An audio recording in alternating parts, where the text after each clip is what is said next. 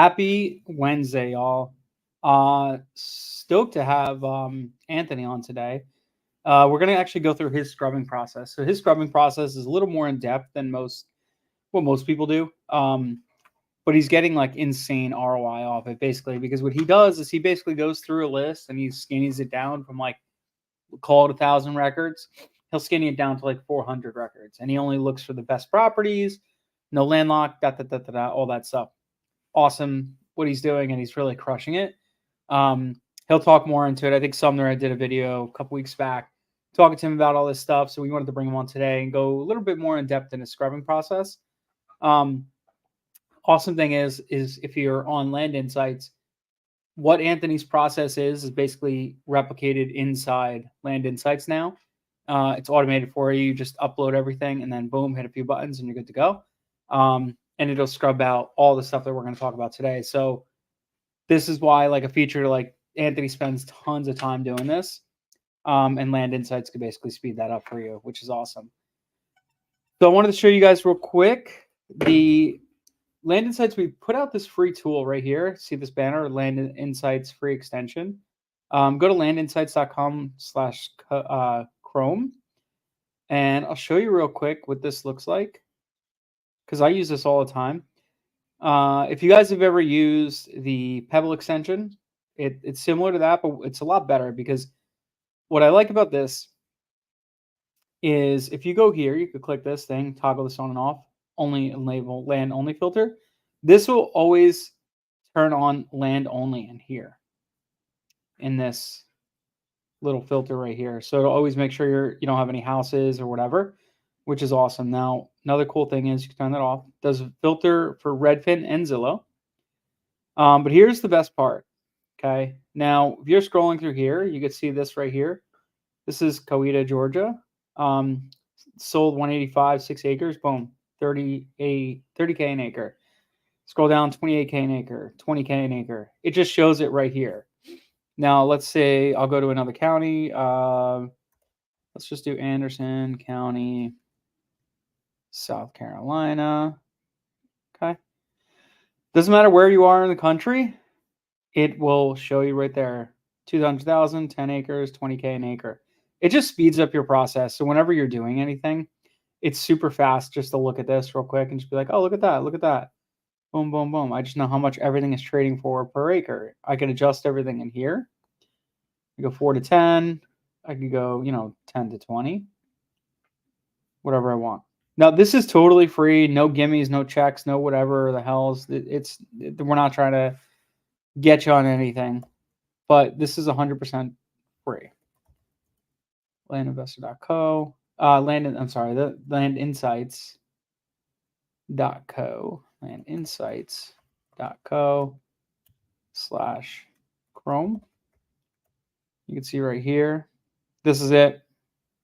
Boom. It'll just show you everything. Instantly price per acre. No pain on land only filter. Sold data filter on MLS. Automatically selects it. So it's awesome. Check it out. It's completely free. It works on redfinzillowland.com.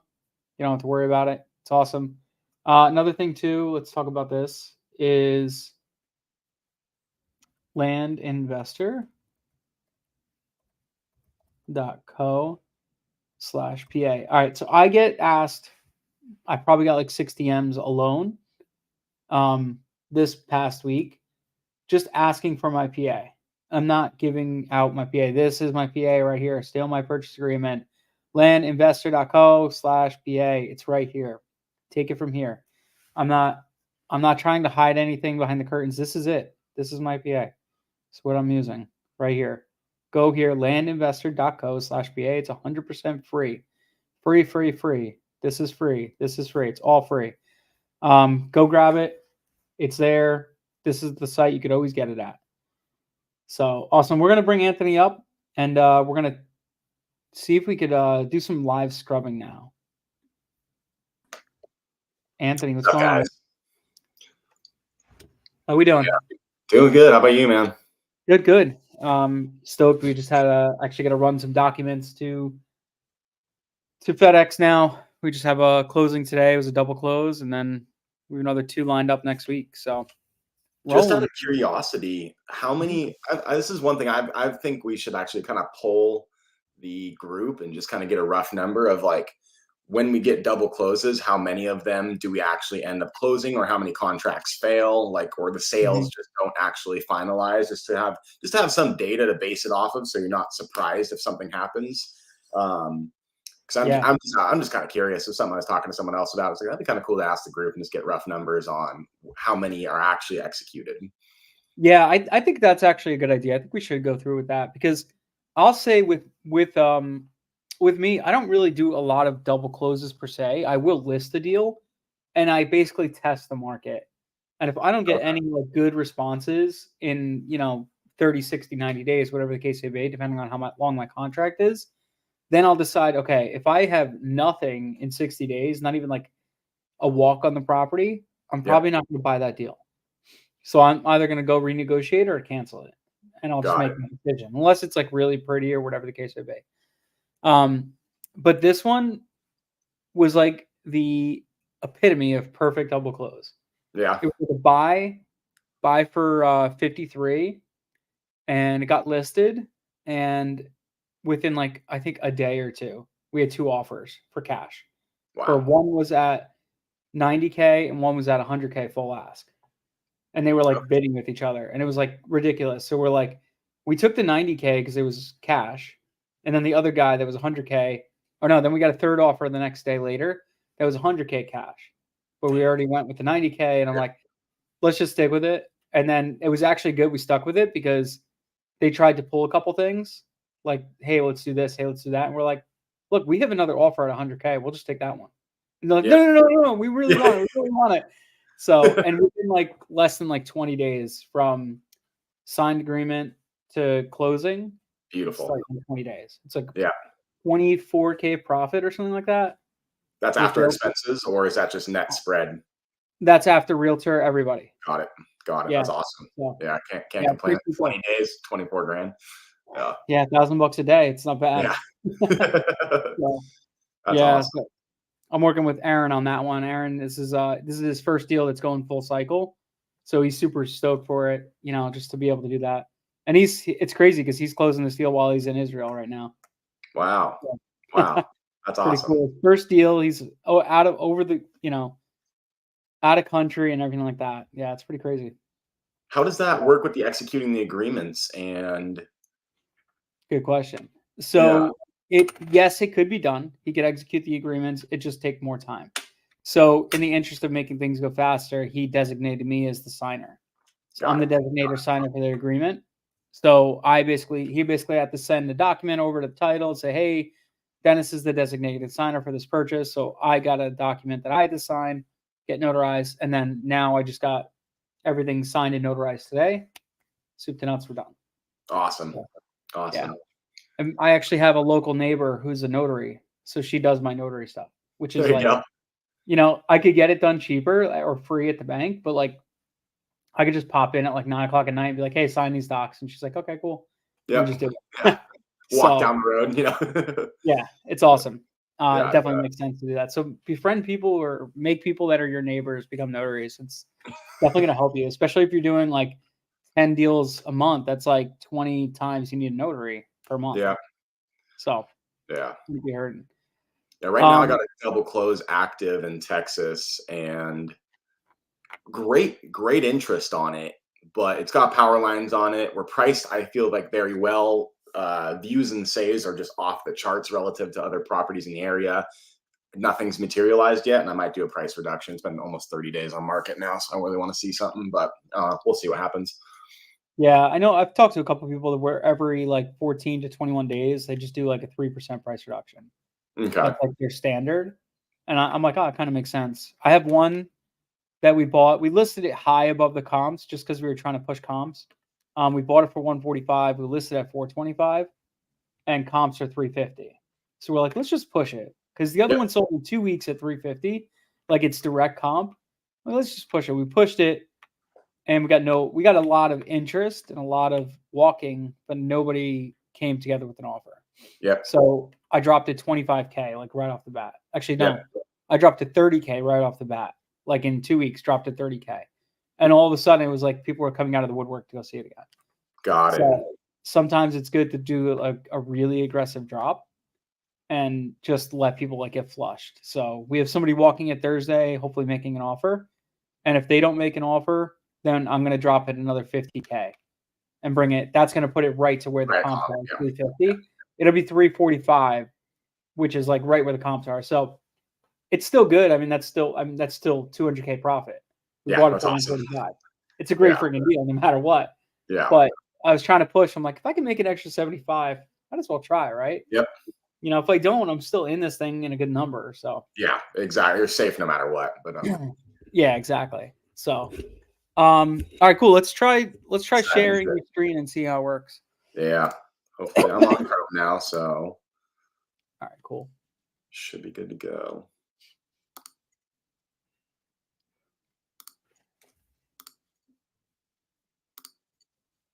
Ooh, this looks like it's already working better. Yes. You guys seeing data tree right now? Yep, I see data tree. Perfect. All right, so yeah, I'm gonna let Anthony kind of narrate this, but he's basically gonna show you like his scrubbing process when on data tree.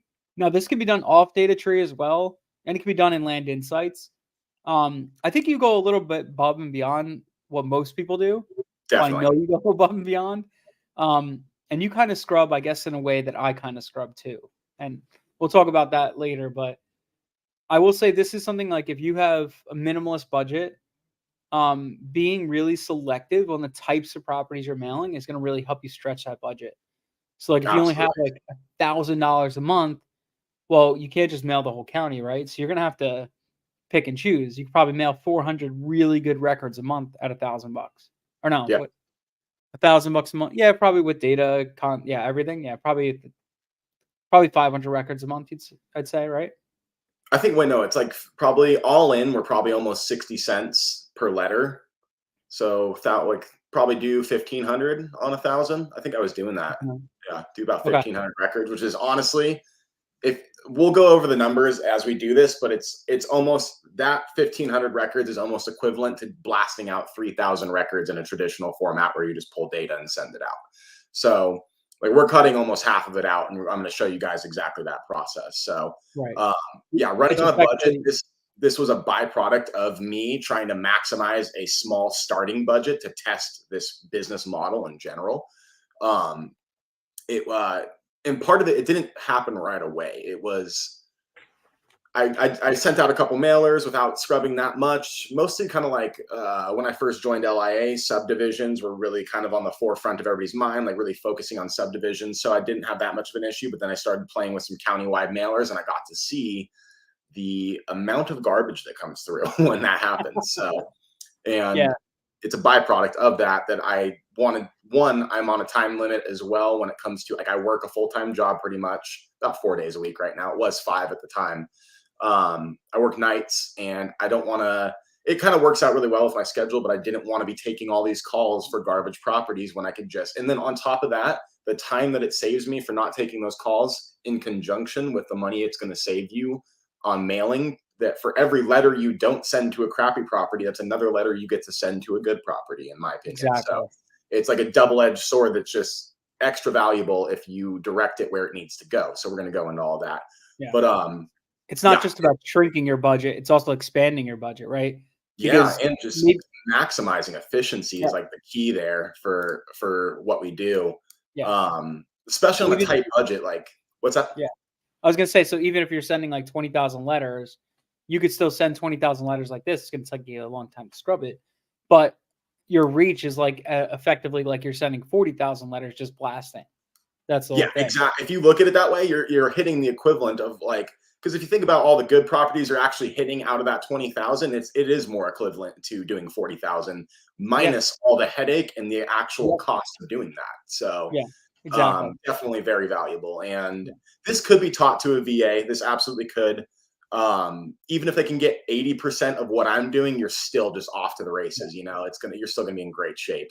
So I have 2 VAs that do it for me now, and it's worth every penny in my eyes because now they only have to do it one time, and I own that list, and I can remail that list like 10 times. But now I Exactly. know every APN from 5 acres up. I know every single APN in a county and which properties are good. Exactly. So, And on top of that, if you stack different, what's it called? Different marketing channels together, we're talking RVMs, texting, cold calling yep. on top of mail, and you get serious list penetration. You could, I mean, from what I've seen, you could even hit like 20% of that list and actually get in contact with them in some way, shape, or form. Yep. And we're talking they're all relatively really good properties from that Mhm. start. So I feel like the yield from that could be just absurd if you stack them. One day I'll try and get there, but right now it's just mail for me. But this helps with Mhm. my current life Yeah. situation and trying to manage this business in my free time, and Yeah. also maximizing a tiny budget and getting the most from it. So this is Mhm. ultimately where this all originated from for me. Yep. But you'll have this list forever. So you could always go back a year from now and say, hey, these are the known good parcels. Yeah, they Yep. may have changed hands over the time, but like for the most part, they're not going to be subdivided into other parcels or Yep. whatever. Maybe one or two, right? The Exactly. likelihood. You know, and so Exactly. what? Like one or two get changed. But now you own this list. You could go back and stack RVMs, all that stuff, cold calling 2 years from now and still be in a great spot because you And, already and have that insider information. exactly. And realistically, we're probably talking maybe 5% of the actual data we pull might change hands, Might. so it's a fraction of that list might actually change hands. So it's a very small loss uh, from that one original list year over year. So, Mhm. um, but no, it's so I'll dive into the first thing. Yep. Is basically some of the criteria I put in place to initially filter out some of the things I'm looking for. And obviously, I drew a polygon just to limit. I didn't want to do too many records on live, just because I know I'm going to be explaining everything, and I'm going to try and scrub all this in front of you guys. And obviously, I just trying to narrow it down to about plus or minus 200 records. Came to 265. Like I can manage that pretty quickly. So, um, living area, I know some people go up to like 0 to 500 square feet. You can definitely do that. Put 0 to 100 because I really just don't like the added headache of having any structures on there. Um, lot acreage, I'm actually in this specific area. I'm going to come back and scrub from 5 to up to 30 acres. I've noticed in this area seem to be changing hands. So I'm like, all right, it's kind of my limit. And then once you get to 30 acres in this area, it's like 400 grand. So the likelihood I get one pretty low, but might as well shoot my shot. But mostly 1 to 5 acres. That's not my criteria necessarily. It's just enough to get us to the 265 records that we're at right now. Nice. Absentee owner, owner unknown. This section is, I think, important because you have owner occupied, absentee owner, and owner unknown. This will help you because there are going to be situations where you have a vacant piece of land on paper, but it shows up as occupied owner, which means they have some sort of a structure that's unrecorded, or they're living on it with an RV or something like that. That is the Mhm. land they are living on. Generally speaking, they're going to be more attached to it than just your average landowner that we typically target. So that hopefully will eliminate that. And typically let's delete it, get count. So we're already looking at probably 10, almost 10 records right there of people that would have been on the list that live on the property. So we'll go put Yep. those back in place, get count, drop back down to 265. Um, corporate owned, I'm just excluding that right now. I don't always exclude corporate owned. It depends. And take in mind, a lot of these filters are subjective to the area you're in. They don't always work, but this will help you whittle it down. These things have to be kind of thought through, but for the sake of, again, reducing the amount of records in this general vicinity, I'm doing excluding corporate owned, but I don't always do that, and it's not gospel truth. Sometimes if I just notice there's an area where there is an extreme amount of corporate owned, I'm gonna take those out just because maybe it's like a lot of minerals out there and there's a lot of mining companies. I don't want to sift through all of them, Mhm. whatever it may be. But we definitely buy land from LLCs, corporate, Yep. you name it. So that does happen. But in this case, for the sake of this exhibition, I guess we're gonna do exclude corporate owned. Mailing state and county bundle. This is all U.S. states because I don't really want to mail people who live in maybe the U.K. who own a piece of property here. I did like that's going to just add complexity to the deal and getting the paperwork done that I kind of just don't want to do. It's very few and far between, but this is something I put in place. This is a big one for me, at least. And again, this is coming from running a small budget and trying to maximize its efficiency. what I've noticed is pretty much past middle of 2020, people who bought a property from there, the market went off a ramp. Prices exponentially increased at a fast rate.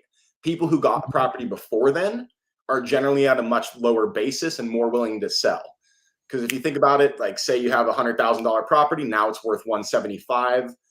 3 or 4 years later, but they got it right before all that happened, and they got it at 95. I hit them with an offer at 90. They're going to be more open to it than the person who paid 175. Yeah. So that's kind of like my thesis there. Sumner did bring up a very good point. He's like, still, if like a trust got executed or something exchanged hands, it will show up as a sale even though it was an inheritance. So I might be filtering some of those out, but at the added expense of, or excuse me, at the benefit of not getting calls, getting cussed out essentially for offering half of what the property's worth today because they bought it, 7 months ago. One thing I could say on that too is we looked at I'm in like this small group with a bunch of like high level other LIA members and stuff like that, and we were talking about this exactly. And what they did is we all looked back at our old deals. I mean, they look back historically since like 2016, their deals. And the majority of their sales were all the people that purchased their property before 2014.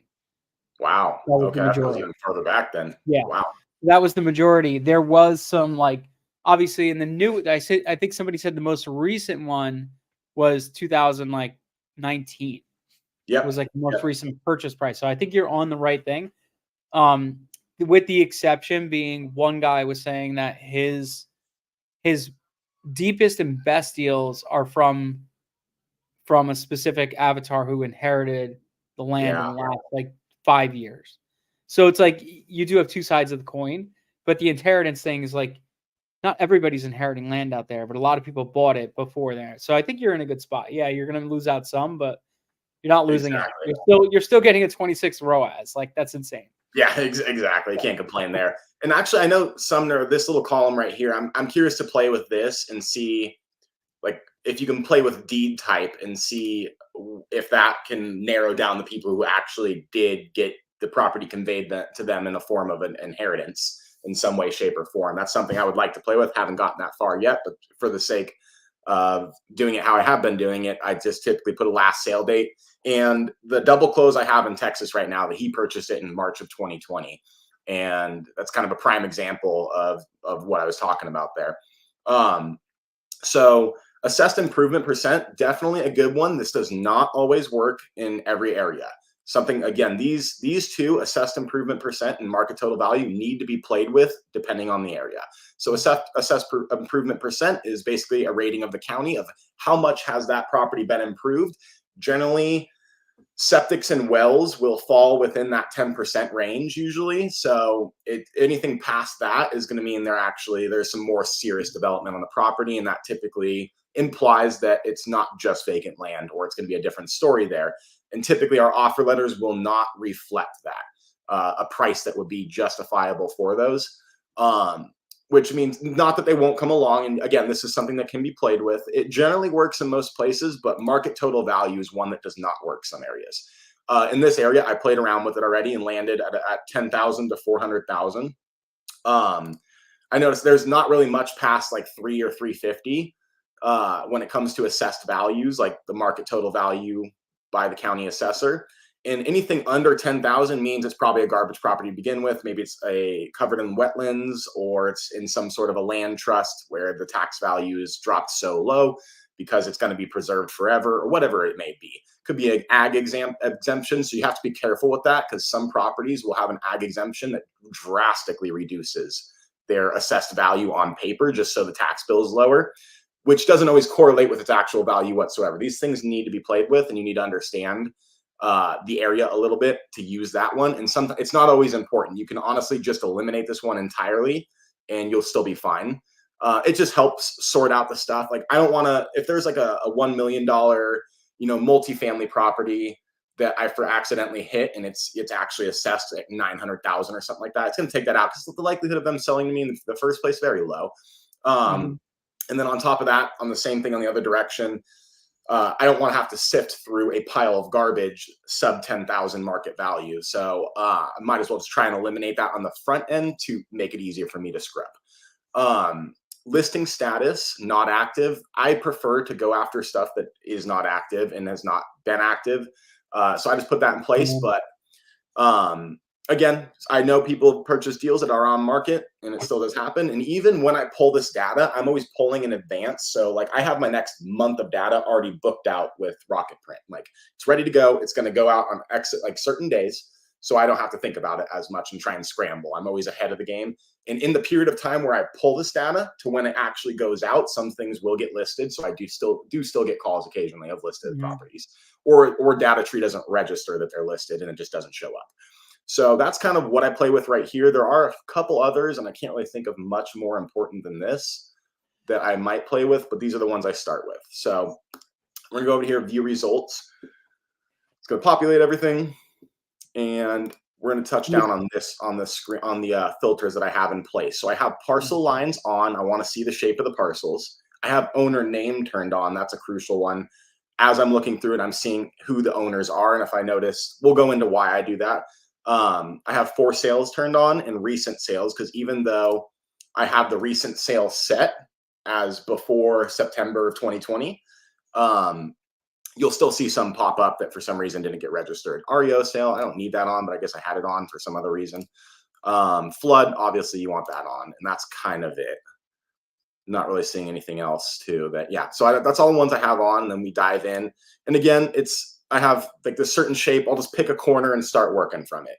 And this corner over here, I'll just start over here. And as we're diving into it,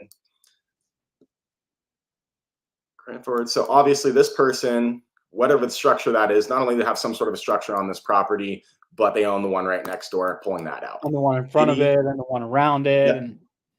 Yep. And exactly. They're not going to sell you their backyard. Yeah, no, it's not that doesn't happen. I've personally gotten leads where this does, and they do want to sell. Yeah, me too. I bought them too, but it happens. But if you think about the overall experience, imagine staring out your front yard and you sell this property to somebody, then 2 weeks later, a for sale sign ends up on it. Or imagine trying to double close these in the process as well. You have to have rock solid rapport with a seller if that's the case. So, and here's the same situation. This is just their front yard. Like the likelihood they're selling it, very low. So I'm pulling that out. Rice, again, backyard, pulling that out. Hensley, well, that's his backyard. So we're pulling those out as well. And see, you'll quickly see how often this is and how much of the data is comprised of stuff like this. This just looks like a disaster. Don't even want that. I've dealt with properties with a little bit of junk on them, and I do not want to deal with those unless it's like minimal. Then maybe we'll talk about it, but just price will have to reflect that. We had one that we were about to close on, and then the 2 days before closing, our realtor walked the property, and somebody dumped an entire tractor trailer full of tires. Oh, I remember hearing about that one. Yeah, that's a good one. We're still waiting to the seller won't answer me back, so which makes me think we had walked it 2 weeks prior. The seller is not calling me back, which makes me think he probably did it. Probably. He probably was like, let me just dump this, and Yeah, exactly. And this one, not only is it appear to be landlocked, it is his backyard. It's just a separate portion of his parcel. This one, on face value, they look good. Realistically, there's probably a reason that all the parcels around it have not been built on, and these three haven't. Gonna pull those out, and you see this creek running through right here. This is probably, maybe you have a sliver on there that might be buildable. Highly unlikely we're gonna be able to do it. More than likely, if you look at the top of it probably valleys in. It's like a V on top of that. Exactly. So topography, generally is not going to be friendly on that. And then you have added issues of perking, dealing with wastewater that might end up into a creek, and the EPA will not like that kind of stuff. So, and it's the stuff that I'd probably pull out just given the circumstance. If it's a big enough, like if there's a creek right here, or for example, like back here, this one has a creek in the back. If this was an empty parcel, fine by me. You got a solid chunk up front that you can work with. But past that, those two don't fit the bill. Exactly. This one, let's see what we got here. Todd, backyard. Lee, here we go. This is the stuff we're looking for. Lee does not appear to own anything surrounding it. Just a vacant piece of land, empty. That's our target audience right here.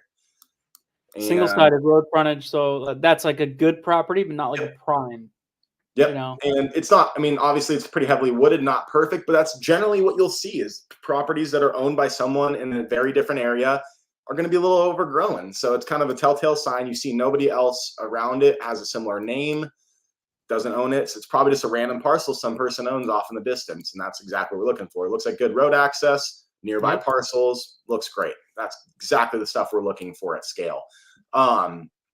This one, backyard, same thing. This one's interesting. End of a cul-de-sac. So it's like a weird shaped parcel. It is, but that looks very usable and buildable and definitely worth our while. If you zoom in, it actually looks like the road goes to that parcel. This other end, some sort of secondary access. Yeah, it does. Yeah. And sometimes you got to be careful with those because obviously you zoom in further, you see it's barely a road. Sometimes it will show up because an easement is recorded of some sort that it shows up as a road, and you zoom in and it's like that thing hasn't been touched in millennia. So it's really not a road. And sometimes kind of have to factor that in. These are both backyards. Pull those out. Lind. Yeah, that's both front yards. Where backyard. And I mean, you'll see how quickly I'll go through this. I don't expect yourself to be this fast right off the bat. This is just thousands of records of doing this in multiple hours that did this. Okay, here's actually a good example.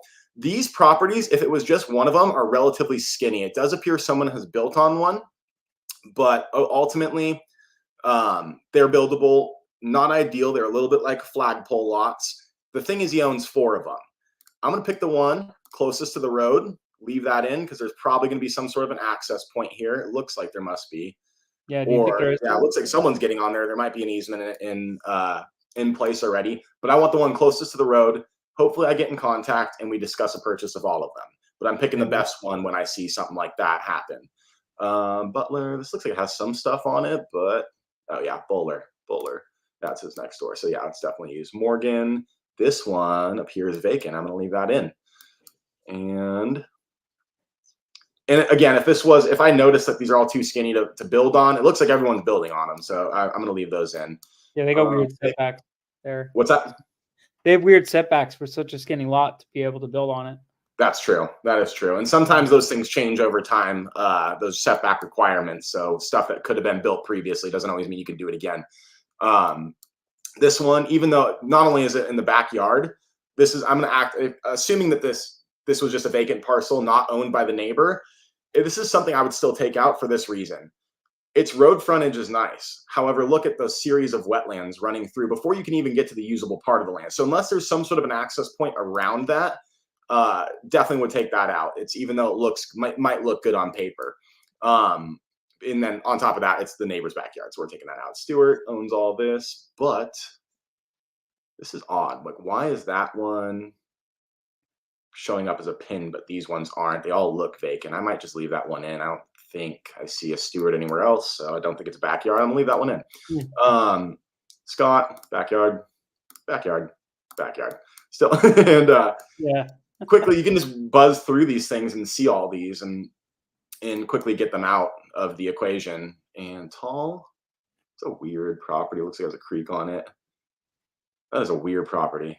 And it's, again, you don't want to overthink it. If you're sitting there thinking about it for more than like 5 seconds, it was probably 2 seconds too long. So it's just quickly buzz over this, see what you can see, and get through it because you'll be here a long time if you're way overthinking every parcel. And this is just and then you'll get faster at it again. So it's like I can quickly buzz through it. If I wasn't talking right now, I'd be kind of flying through it. Yeah. And also, when you're sharing it, everything lags a little bit too. So it's like it's that extra couple seconds, but you could really go through quick. Yeah, exactly. Lindbrook, Kurtz. This is exactly the kind of stuff we're looking for. No one appears to own it around. No, never mind. Hold on. Yeah, that's his backyard. Is that Ertz? That's a separate parcel though, too. And it's like, I don't know. It does have a separate road frontage. Yeah. But it is technically his backyard. I'm just gonna leave it in. Again, these are things like you can just leave those ones. Occasionally I'll just leave them in still. Like it's again, don't want to overthink it and sit here. This one does probably appear to be Yeah, he Not a owns a bunch. situation where you want it. That one. And as you guys can see how many I'm taking out because of how common this stuff is. So, and then I'll just kind of zoom out, get a basis for where I'm at, and start picking back up. This one looks like it's built on entirely. Don't know why that's showing up vacant. Miller Revocable Trust. These we found out it's a warning sign that sometimes like it changed hands recently or something. Maybe the trust was finally executed. That's not vacant at all though. So I'm gonna pull that out. Huh.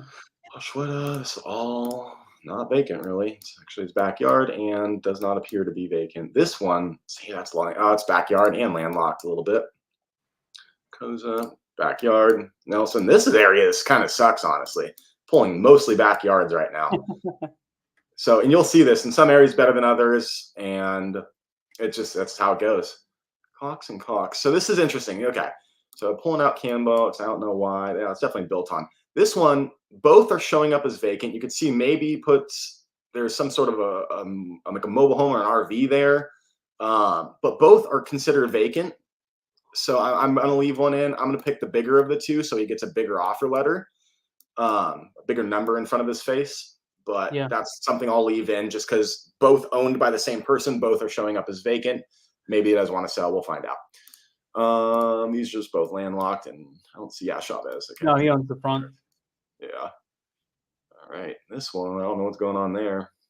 This looks like a build in works. So yeah. Can I tell you though, we're buying a property right now that I would probably have scrubbed this guy out. He's got 100 and something acres, all on different parcels. I probably would have scrubbed him out, but he's selling me 25 acres, and then he's like, "Yeah, I'm finalizing my divorce, and I'll sell you the other 100 acres in August." So they do still come up, right? Oh, not going to deny that whatsoever. They definitely do. Because he's 60 something, he just wants to reduce his holdings. And he's like, yeah, I'm just good to reduce everything, whatever. So, yeah, they do still come up. I will say that. We had bought another one where we bought the property across the street. She owned both. And we bought it and sold it. Bought it for 60, sold it for 100. And made 40K, or 30K after everything. So, it's just like sometimes it happens, but more likely you're going to get the person that says, screw you, than you are going to be the person that says hey, yeah, I want to sell it to you. Yes. So you're taking out the more likely scenario, which is them telling you to screw off. Exactly. And you're going for the lowest hanging fruit right now. That's all. And there's certain situations, like if they're showing up like there's a good chunk of land, and I do see that, that's actually kind of what you're bringing up right here is another example. This is 6 different parcels. What's that? Right. Yeah, like that guy right there. Exactly. Yeah, this is a great example. I'm just going to pick the best one with the best road frontage. If he only wants to sell one, I want that one. In the event that he actually contacts me, one, I don't see Tabero anywhere else. So it's just a rant. This might be just like farmland that he technically owns and maybe has something in place there. Maybe they are farming it. Maybe they aren't. Nonetheless, it does look like a nice lot right here. If they want to end up selling all of them, I just pick the best one and just to start the conversation. He 100% leases it to Butter Dairy. 100%. Yeah, and that's my guess as well. Yeah, and he just leases it out to them, and they graze their cattle and this and that. That's how it happens. Usually how that plays out. Johnson, Bushwitz. This is too interesting parcel. That's too tiny. Okay, so that's that guy's neighbors. This one though, I don't see a Johnson anywhere else. That's just a random parcel. Failure backyard. This one's name is not showing up. No, it does. He does own both. This looks like wetlands in the back right here. Yes, it does. Or just really, maybe I don't know. It does look like wetlands. Sheridan. Yeah, that's all that name keeps showing up a lot on that road. And especially that's another thing. If you see a name of a road named after an owner of the parcel, you're probably not getting that piece of land. Fun fact. It's probably not going to happen. Means that generation goes way back there, Yep. Barrett Wetzel. It's interesting.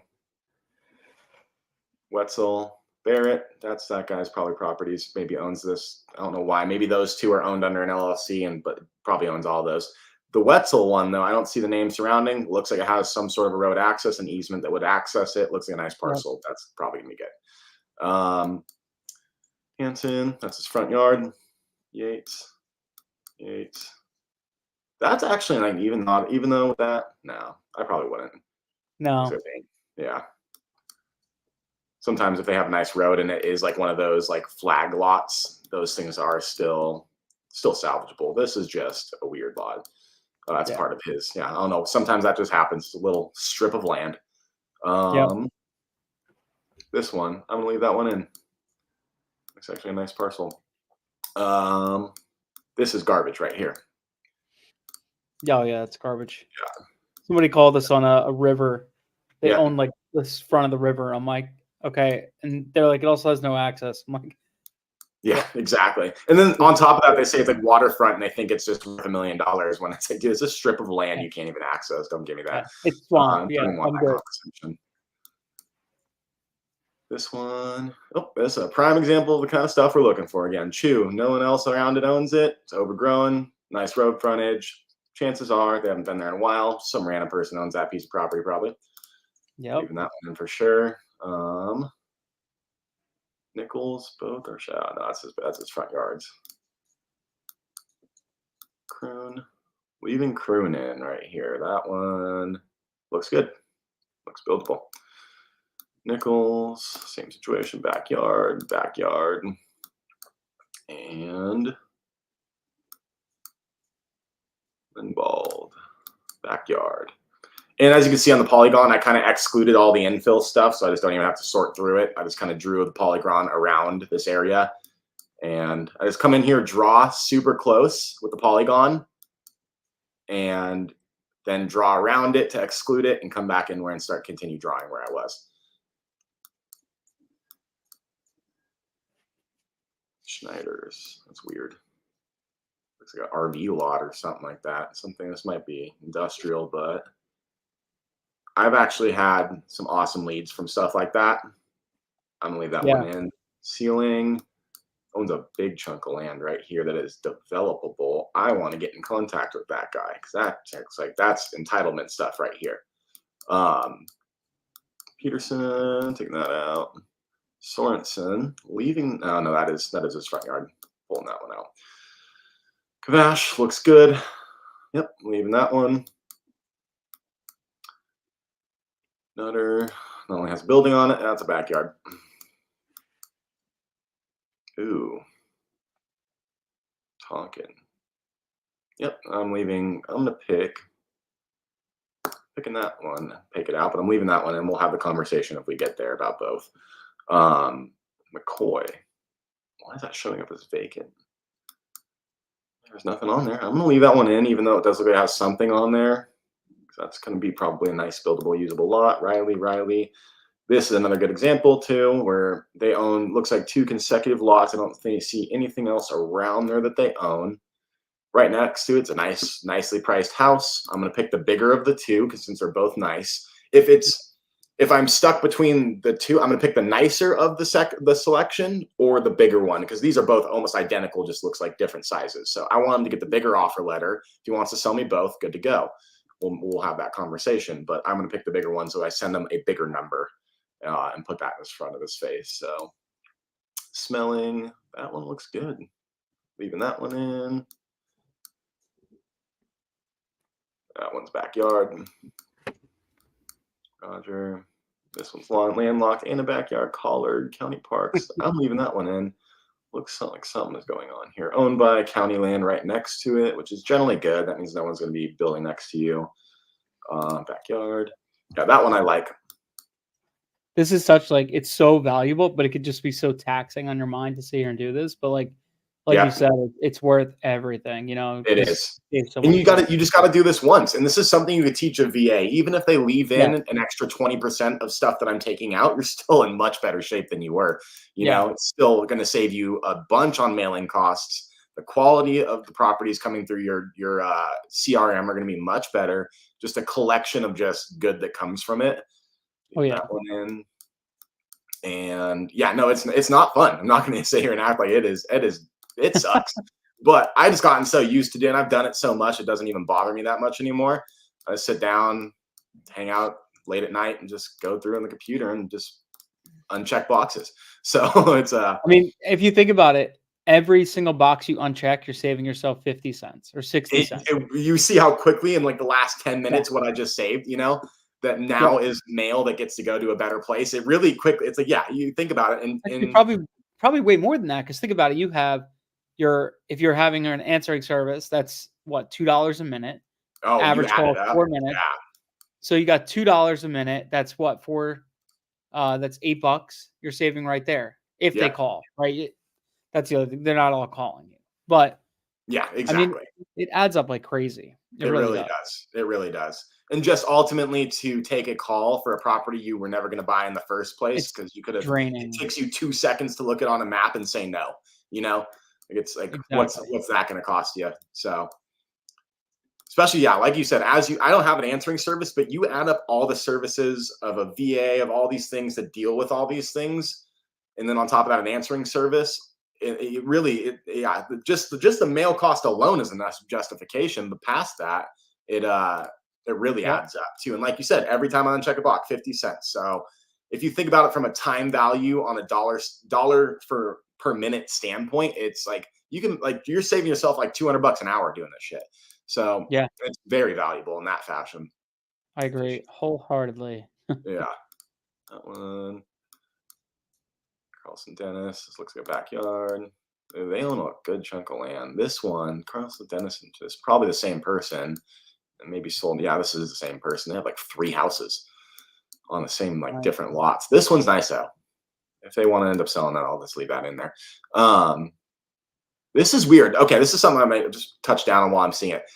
When the pin, sometimes you'll see in areas when the pin, this is a weird shaped parcel, but if the pin drops in a very weird spot on the parcel, usually there's something weird going on with title. I've noticed. Like sometimes you'll see 2 Hmm. names drop on a parcel and a pin drops in a weird spot. This one, I think it's just that's the middle of this weird shaped lot. So I don't think that's the case, but you'll see that on occasions. And typically I'll just take those out or I mean, depends. If it's a really nice property, I'm leaving it in. We're going to get in touch with whoever is on title and have Yeah. that conversation of what else is going on here. That one's landlocked. Looks landlocked. No, it's backyard. That is landlocked though too. Sunders.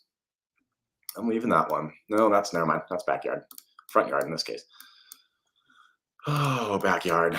And a lot of backyards. A lot of that going on right now. Henderson backyard. Gate. Yep, sure enough, backyard. Hoping to show. Where is this? What state are we in? We're in Washington. In Washington. About probably near Auburn, Washington is this area. And I think I am probably going to mail these ones out. I was thinking about picking an area that I might not mail just in case I'm showing it publicly, but I really don't care if someone else mails it. Just, at Meh. least wait a month. That's all I can ask. Don't be a complete ass. Just wait a month. I know.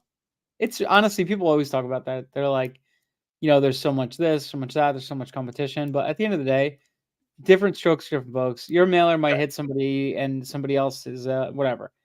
It's good. People are going to resonate with different things, right? That's And my all that pricing might be completely different. So I feel like I'm really good at pricing. So maybe they miss on pricing, or I don't know. Maybe I have an edge there. I don't know. We'll see. And like you said, it's more of a timing factor. This one, not only is it his backyard, but even the case, this guy is probably selling both lots. Like even though the pin's dropping for sale there, that's a listed property. Yeah, there you I go. highly doubt he's just selling just the house in that lot, and it's probably being sold together. Evans front yard, more front yards. And yeah, this is what I do hours on hours at the end of the day.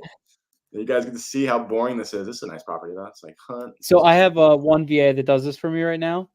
And I mean, he literally spends, man, what are we about 100 hours a week doing this? Yeah. It's insane. Yeah, that's tough. It's a lot. I mean, he doesn't mind it. He loves it. I know. Honestly, it's like for living in like if you have a VA in the Philippines, I saw someone say this. He's like, if you ever feel bad about paying a VA $3 an hour to click on the computer, it's like, trust me, there's worse things they could be doing for money. Yeah. There's much worse things, and they have probably done much worse things for money. So it's not really bad. This one, mine is $350 an hour, and he's in Pakistan, and he loves it. And he's like, my sister will do it too, and they're like excited to do it. Yep. Oh, that's even better. And you actually get the serious motivation to go and do it. Yep, exactly. just at a quick glance, so you guys can see that. See how many pins are unchecked right now? It's kind of Yeah, how crazy. many? Where are you at? How many? What's your number? Do you have that yet or no? Not yet. We're down to 138. We're already halfway done, and we haven't even gone. We're taking a lot out right now. That's because of how many Yeah. backyards there are, and we still have this whole upper corner of the map to go through, and that's how many just aren't solid parcels. Like, and you'll see this, and imagine you're sending, almost 2/3 of your mail to garbage properties you didn't want anyway if you didn't do this. So Wow. it's something, if you really think about it, like it's a serious cost. And ultimately I'd much rather spend that money sending it to a parcel that I would want to buy. And Yep. it's just it's a cost of doing it. And if you have the time to do this, or if you hire it out in the VA, it is worth its weight. Like you said, $3, $5 an hour, some cases, Yeah. to go Well, I and do think this. the way they're doing it now with Land Insights, it's like I think it's 6 cents a record. So you just upload it and they'll do all this stuff for you, which Yeah, is awesome. that's awesome. I Yeah. highly doubt they're able to pull out to the level that I am. Like, a lot of these backyards Well, are they going to won't, end up yeah, in that they data won't get set. backyards and neighbors, but they're gonna get like Yeah. bad, floodplains, this and that. But if you're looking to just get into it and scrub like this, maybe you're scrubbing out like 60% of the list. They scrub out like, you know, Yeah, 30% of the list, right? 30% But probably. it's Yeah, still something. It's still a lot of money saved yeah, at the end of exactly. the day, and a lot of headaches, Yeah, all that stuff. Like we separate ours into 10 categories, and I pull it separate into 10 categories.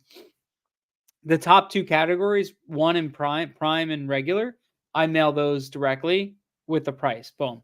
Everything else I okay. mail at different different aspects. We're going to be mailing them as like neutral letters for maybe like, hey, if this property is in fact landlocked, but it does have, I mean, if it's not landlocked, it has an easement, we'd be interested in purchasing it. If it is Yeah, landlocked, we would purchase it, but it's going to be a very low price, whatever the number. I don't know exactly what we're going to say, but that's one.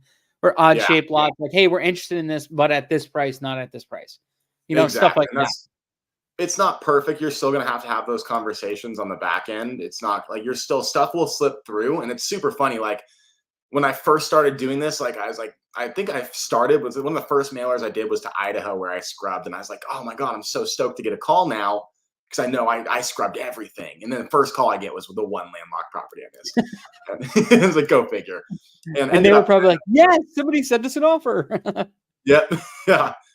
The crazy thing is, though, I learned that they were still giving them a tax assessment of full market value on a standard 5 acre, as if it had road access. It was I was like, Wow. you go contest that like right now, because that is nowhere Oh, near fair. There's no yeah. way. There's no way they can charge you that kind of tax. And that's one thing I've seen in Idaho. The tax assessments are rough. All the counties are sending them literally peak full market value tax assessments right now, because they don't have very high taxes to begin with. So Mhm. they're just trying to collect as much as they can to run the state. And as a byproduct of that, instead of changing the tax rate, they just are jacking up tax assessments to the crazy prices that were happening during COVID. And especially since the market tapered off a little bit, supplies increasing, I would say they're above current market value if you actually wanted to liquidate within 6 months. It's kind of gotten crazy out there. And Yeah, for real. it's very difficult to offer 50% of market value when a county is mailing you a letter saying your property is worth 200 grand. And I just mailed you at like 110, like they're going to, that's the number one thing I'm running into out there. If I even mail them, is that, Yep. they're not, yeah, they have the county telling them otherwise. So even though these are lakefront and they are probably worth a lot more, sometimes I leave those in too, because I know I'm going to get a call and be like, "You have any idea what this is worth?" And I was like, "Okay, yeah, if it's lakefront, we can talk a different number," because that was I would say I missed that. That was an accident, but now we can have this conversation. So I'm gonna leave those 2 in over there. These are all landlocked, and a backyard Harris. I don't see a Harris is right there. Oh God, everybody, swear to God, backyard after backyard right now. Straight, yep. Yeah, this one's rough. And on average, so people aren't shocked when they go and do this, how much I pull out, I would say my best case scenario is 50% yield. Best case scenario. Maybe 40 on very rare occasions. I actually pull out 40% of the properties and the other 60 are mailable.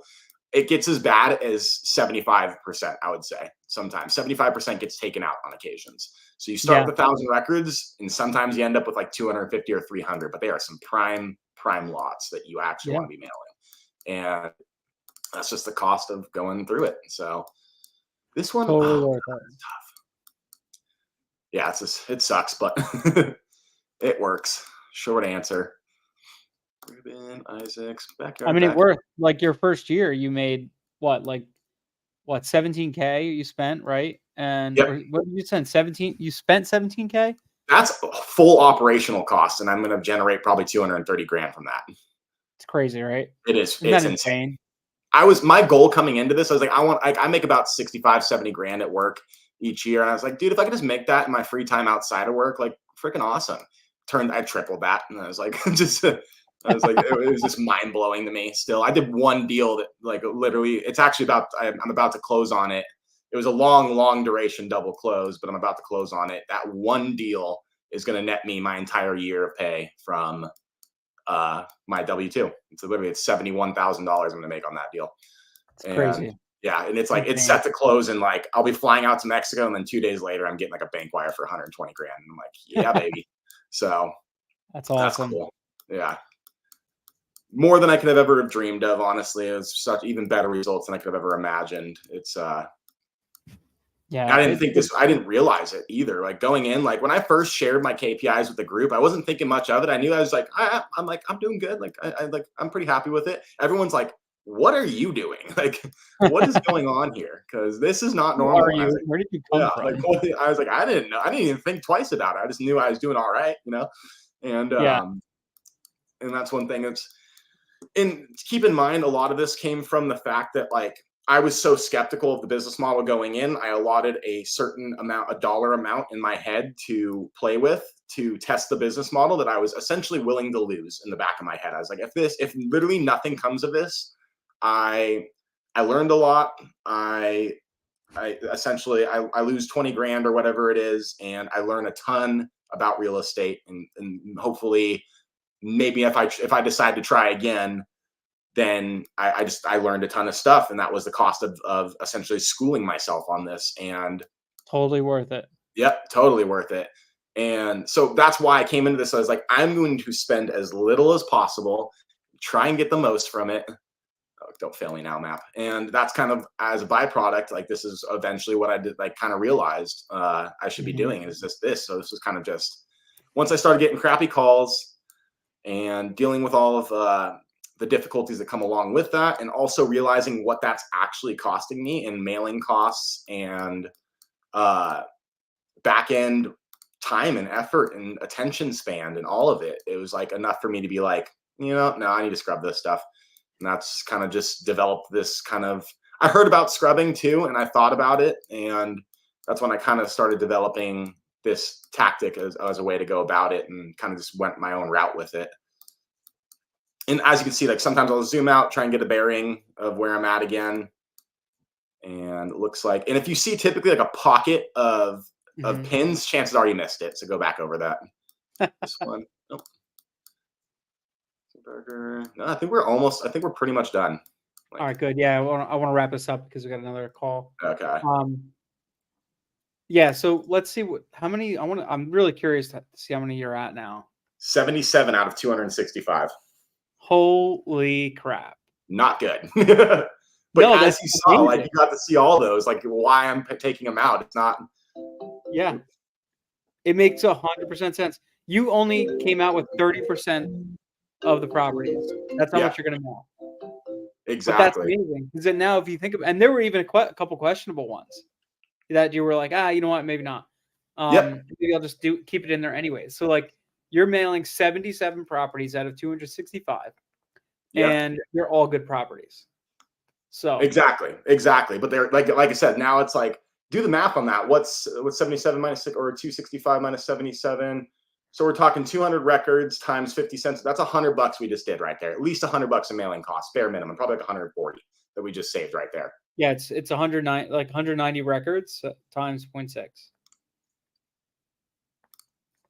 $114 you're saving. Yep. Now, And see, $114. So you had what? How many records? So 190 records you scrubbed out, yep. and then we get a response rate of 0.0. You get a high response rate too, right? Generally, yes. Yeah. 0.6. Generally, last year I ran. My numbers are probably like just under 0.6. So 0.6. So that'd be like 2 calls essentially that you're scrubbing out as well. So that's another, call it $16. It doesn't sound like much when you just look at that. Like, But we're talking thousands of records. you're At this talking about point, thousands. You're talking about this at scale. When you're doing 265, I do 20,000 mailers a month, right? Damn. That's what, 10x this? No, 10x Yeah. 10x to 265 is 2,600, right? Yeah. So what, 100x? Or no, 100%. More like yeah. Yeah, right? Right? Isn't that? I don't know. I can't do math right now. I can't math. But yeah, that's insane.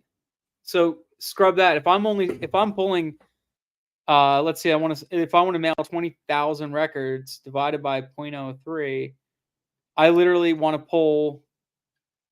I'm sorry, 20,000 records divided by 0.3. I got to pull 66,000 records to scrub down like this. If I was going like this insane with it, it's insane. That's when you realize what it actually, the portion, like when you do the math, even let's say, let's be a little bit more generous and call it like 45% yield cumulatively, like just under 50, call it, you probably scrub out 55% and you actually yield 45 on the back end in order to actually hit your mail. And this is one thing I've brought up is like when I scrub, I'm like, how this is not an uncommon story. What you guys just saw, like you get to see like 45-55% of this stuff is complete garbage. And like, where are you guys getting the quantity of data to do 30,000 records? You end up having to go everywhere. Like that's one thing you can't just stay in 1 or 2 states. Like you got to go everywhere. And like we'll pull a list of like 10,000 and we'll scrub it down and only mail 1,600 people. That's it. Yep.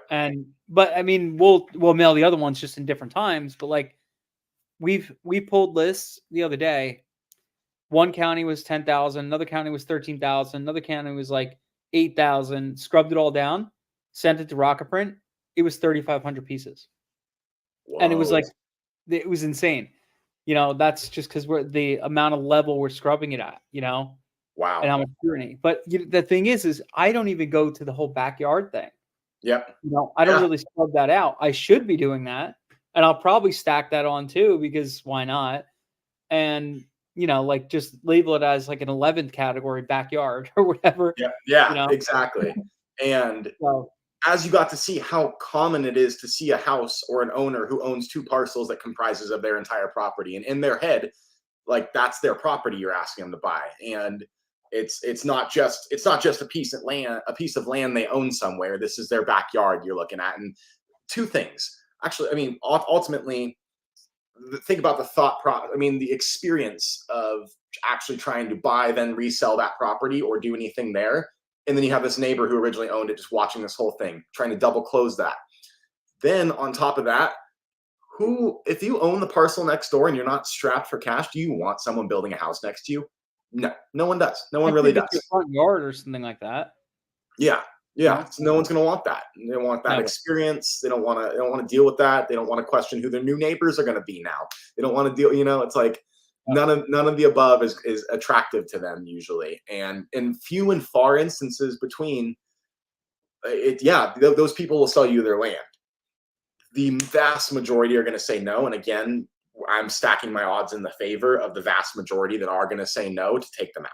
And try and whittle it down to the people who are more likely to say yes to begin with. And that's all the scrubbing process is. This probably at your scale, I don't know if it could be done to that level. It could. At what expense though? At what point is it just better to say, screw it, like we're going to miss some and send the letters out, And at a point, I'm doing it. I just do it in a different way. Yeah. And I have 2 VAs working, almost round the clock that are doing it for me. Exactly. And that's the difference, and it's working really well. I have I have a team of 5 people that are basically doing this for me. Mm-hmm. They scrub, they price, they do all this stuff. I just go in and make sure it looks good when we're done. Yep. And that's that. Another question for you. Have you, because this is one thing where I've thought about like the threshold of where it begins to become more valuable to be on land vision, extracting data, and then having it scrub in the fashion that you are. I love the way you guys do scrubbing too, because it's so much more detailed. And not only are like you just scrubbing out, you're creating 3 or 5 different lists of different situations that you can create a letter that is tapered towards that situation. And then you can hit them at an even more personal level. And I do like that aspect of it. But my question is, where does it become the threshold of paying for a VA to scrub all the data, the entire process? How much data do you actually need to do in order to justify the difference in cost it's going to take to scrub them at a much slower rate, at a much finer rate? Like, where is that threshold? I don't know. Have you ever actually pulled numbers? Like, if you add up the land vision account cost, the time it takes to scrub a VA, what it actually translates to for a cost per record. I'm kind of curious about that. If you're pulling 10,000 records a month, it's worth having land vision. Now we're pulling probably almost 100,000 records a month. Wow. Every single month consistently. That's just my data. That's not data I'm giving away to other people. I give away probably 50,000 records a month alone. Yeah. So, we're pulling about 100,000. We're probably we do a pre-scrub before we send it over to our scrubbers to scrub. So we do that and they scrub it once and then we scrub it again, we scrub it once, then they scrub it again. And then after we get it back from then we price it and then scrub it again. Whereas we've taken anything that doesn't have a market value of 75,000 or more after we priced it. If the market value is 75,000 or less ish around that time, then we get rid of it because then we can't make our 30K minimum spread. Yeah. So we get rid of that. So we're like skinnying up the skinny already. Yeah. And then we're mailing that specifically, and then what we do too is we know prime properties, which are more than 5 acres, have double-sided road frontage. We mark them as prime. And the reason why we do that is I could go back, even what I do is, and I just started tweaking with this, anything that's a prime, I'm mailing prime and good properties together. I could add an extra 10 or 15% on the prime property, knowing it's a double-sided road frontage, better property, and get a better offer in front of them right away. And now I know, like, I could probably do a subdivide where other people aren't doing that, right? They're just saying, hey, mail at 40%, call it a day, or 50%, whatever you're doing. I might mail them at 75, 80% of value, knowing that it's a prime property. I could probably subdivide and double my money. Exactly. Right? Exactly. So, and it still works the math. The math works out great still. So, right. I own that list, so I could do it anytime I want. Now, that's what we do. Is it something that anybody could do? No, definitely not. Land Insights is definitely going to make that 100 times easier for you to do it. But for me personally, like, I find it's extremely valuable. Like, this is something I don't really like showing everybody, but I'll just show you guys real quick. Anybody who's stuck around this long, I'll just show you. So I go in here. Let me do this. I'll show you one of my lists. Okay, right here. All right, so this is one of my lists. So these are our 10 prime, good, normal, odd shape, landlocked, 50%, mobile home park, very steep, power line easement unknown. So mobile home parks, any of these, I mail out because I buy mobile home parks. So I mail these separately, landlocked, odd shaped, all that stuff. And then we have like things. I have a loom right here that kind of breaks it all down, all that stuff. Here's my raw data. Everything in here is all like sorted out, right? So I know I could pop this EPN right here and then go look at it and it's good. House lot, good, normal, whatever. I could see what everything is prime, whatever. So here's prime. So if I pop this into land ID, this was Elbert County, GA. Parcel ID, Georgia. Let's see how good he was when he scrubbed this. So this is how he does it. He goes literally line by line, and he drops it into here. All right, so here we got road, road, triple road frontage. Actually, train track. So you got pretty much like a double-sided road frontage. So that's good. I look at it and I'm like, and it's road frontage on the longest edge too, which is in your probably would have taken this out right here. See Thomas Richard Willis.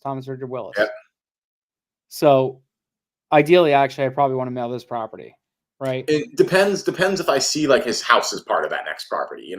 It's just a Yeah, different story in that case. Um, exactly. in the So event I'll that go. it's not, like I'd still probably actually probably mail him on the bigger parcel if anything. I know, right? That's definitely the way that you should do it. So right here, you got road. So that's a better property too. Yep. So that would be considered prime. So I wouldn't mind putting a higher offer on this, knowing that I could probably subdivide that. Yep. So that's what we do. And, we'll take all these and, it's a lot of stuff and everything has like their numbers. Like I'll still mail a wetlands property, but if it's 50% or more, I'm going to I adjust see. my pricing way down, you know, things like that. Any power line easements, I could still mail it. I could still buy a power line easement, but I'm going to mail it way lower. So True. yeah, it's a lot. And once you do this, like this sheet this actually wasn't a lot of records. This is what, 1600? And we probably have, let me see if I can sort this. Or What's the cost for the yeah. VA and roughly how much are they doing per hour? I'm just curious. He scrubs 3 records per minute. Okay. So it's 350 a minute, 350 a minute, 350 an hour, and he does 3 records a minute. 350 an hour. So that whole list almost cost you like $30 roughly, right? Exactly. Okay. So 30 basis.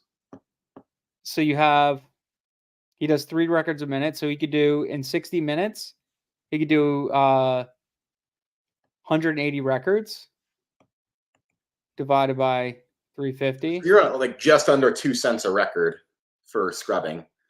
Right. Manual scrubbing, which is that's actually not nearly as. That's one thing I was kind of curious. Like you stack that in conjunction with the scrubbing, with the cost of data for data tree. That's why I was like, I'm curious where the threshold actually, because I'm assuming like once you realize you have to scrub a completely different way and it's a much more slow manual process. Like I bet I can probably get a VA up to probably like 600 to 800 records an hour on data tree. It's a much faster process, not as in depth, but it's much faster. And I'm just kind of curious, like with scrubbing combined with data costs, where does that threshold get moved to where it makes more sense to roll over from data tree over to land vision? But you're only pulling the records you like. I'm pulling everything and I own that whole list. That's true. So I'm almost categorizing a whole entire county where you're just categorizing, you're only pulling the data you want. So if you ever want to pull all the other things, you got to go pull everything, then cross-reference, then extract the stuff that's good whatever. So there's a good they both work, right? Yeah, totally. Yeah. I'm mostly thinking like where does like because I'm not to the level, I'm not mailing enough yet to even justify land vision yet. It's like I'm not even close yet, honestly. Like I probably need to at least bare minimum double or probably triple my output before I can even consider like the cost of switching over and then also developing a whole new process in its place. Yeah. And then also factor in mailing costs and everything. I mean, we almost shut down our business basically for 45 days to redo this. Damn. So it was like basically like I put a cold stop. I'm like my AMs were annoyed because the record, a lot of the leads sucked recently, and all this stuff. And I'm spending like my burn rate is like $9,000 something a month, almost $10,000 a month. And I'm like, stop, cold hard stop. No new mails going out. Let's fix it. Yeah. And that's what we did. We fixed everything, redid everything. Full overhaul. And here we are. Yeah. So, yeah. But I just got, and our first pieces went out from rebuilding our business like this just now. Our old model worked. It did work. I mean, this right here, this is almost 800K behind me in dirt of profit. So like it works, the old model. And there's still ones that I didn't put up there. That's dirt from properties you sold? Yeah. Each one of these is a jar of dirt. So I keep it. Got the APN and everything like that. That's awesome. I'm going to build a whole wall up here. I still have more dirt. That's too funny. I didn't even realize that. I didn't even think about it. 3 more bags right here. And another one right here. That's too funny. They have to get. I have a rule that I don't work with a droner or a realtor unless they send me a bag of dirt from the land that they walk on. If they won't do that, I don't work with them. It's that simple. That is too funny. That's a solid requirement that will pull. Yeah. What's the difference of like, I wish I started from the beginning, but like that's what I've been doing. So like It's pretty crazy. So like it still works the way I was doing it, but yeah, it's pretty cool. That Like each is. one of these is, and you can see, dude, it looks so cool because every dirt's different. This is like Yeah. North Carolina. This is Surrey County, North Carolina, red dirt. This one right here is Wagner, South Carolina. It's very like sandy. Huh. And you got like Live Oak, Florida, right here, very sandy. What a trip. That actually is pretty cool. This one was this is another Wagner, South Carolina, extremely sandy. So this is like Wow. horse country. People, the horses love this area. Really? That's why, Okay. yeah, that's why it's like that. This one, yeah, it's pretty cool, man. It's fun. That's a nice reminder to walk into the office and remind yourself of the dirt you sold, the literal dirt you sold. I have the APNs and I write down the profit on each one too. How much That's I made. funny. That's too cool. Yeah, it's going to improve and get better and better. So you'll see. Pretty cool. That is. I'm wondering why he's collecting spices. No, that's dirt, man. That's money behind me right there. Yep. I did this so I've done like 400 flips, house flips. So I would collect the plank from every single house that I did, all different ones and everything like that. And I would write the thing on it. And it was like I had like a whole wall and like I had the floor done with it and stuff like that. And then I epoxied over it. It was really cool in my old office. And yeah, so I'm like, I'm gonna do the same thing with dirt, but just build a whole wall of dirt. Wow, that's too cool. I like it. Yeah. That's funny. So awesome, guys. Dude, this is awesome. I'm so happy like you're willing to show this. This is like really cool. I know it's like not for everybody. It's very takes a lot of time. And you know, you could do this manually. You could use Land Insights. You could get a VA to do it. There's 1,000 different ways to do it, or you could just mail and still make money. It works either way, right? Yep. It depends on your budget, your timeline, and all that stuff. The thing about this business and what's great about it is there's 1,000 different ways to make money. Just pick one and do it. It's that simple. Really, you know, that's it. And on top of that, I will say the cool thing about this is it's something you can just do in your free time. It's too late to take calls. Everyone's asleep. You can be on their computer scrubbing. I've gotten to the point where, don't get me wrong, I did not start this way. I probably started at about 400 to 500 records an hour. I'm close to 1,000 an hour right now, on average. So like for me to build out a mailer I'm sending like 3,000-4,000 a month right now. For me to build out a mailer, it's like 3 or 4 hours, maybe 5 or 6 tops, you know? It's really not too, and it's stuff I can just do in my free time, and you'll be shocked at how quickly it flies by. And the more you do it, the more you get the muscle, you'll fly through it. And it's just something it takes you 2 seconds and boop, boop, boop, and it's going through, unchecking boxes, and you're good to go. Export. Another thing I wanted to say too, because I don't know if anyone saw that, when you export, I don't know if is it still showing? No, I don't think it's showing. When you export your data on data tree, I think there's like I don't know if maybe it's just me and I don't have this issue, but I think there's a misconception that if you hit remove duplicates, it will wipe out your scrubbing list. I have not experienced that. So when you scrub and you go in, you hit remove duplicates, like test it on your computer, maybe with like 100 records, scrub them, and then hit remove duplicates. It should just take out a couple more records, anything that you might have missed. And that one I did it. I don't think I missed anything because we went through it so detailed. It really wasn't that many records, but like on 1,000 records, I for sure missed like 5 or 6 that were duplicates. And also, like, as you guys saw, when I see duplicate parcels and I still want to mail them, I'm trying to pick the best one, because data tree on its own will just remove it for you. And they're not going to pick which property, like it just picks a random property and I'm mailing that person. So if I have control over it and I recognize it, I'm going to uncheck all the ones I would prefer not get mailed and mail the one that I would, and take that into my own hands rather than leaving up to an algorithm or whatever data tree software decides which property I'm going to mail. So for whatever that's worth too. But I feel like everyone's talked about like, don't remove duplicates after you scrub on data tree and it will ruin the data set and it'll just wipe it out. I've not experienced that. Test it for yourself though, but I have not had that issue. Awesome. All right, guys, I got to run. My daughter has strike testing at karate, so I got to get there for her. But this is awesome. I appreciate it. Thank you so much for coming on. Absolutely, man. Appreciate it, guys. Reach out to Anthony if you have any questions in the Discord. And dude, thank you for showing us your whole thing. It was awesome. Absolutely. Hopefully, pleasure, guys. hopefully it helps some people out. Yeah. Appreciate you. Later. Take it easy, man.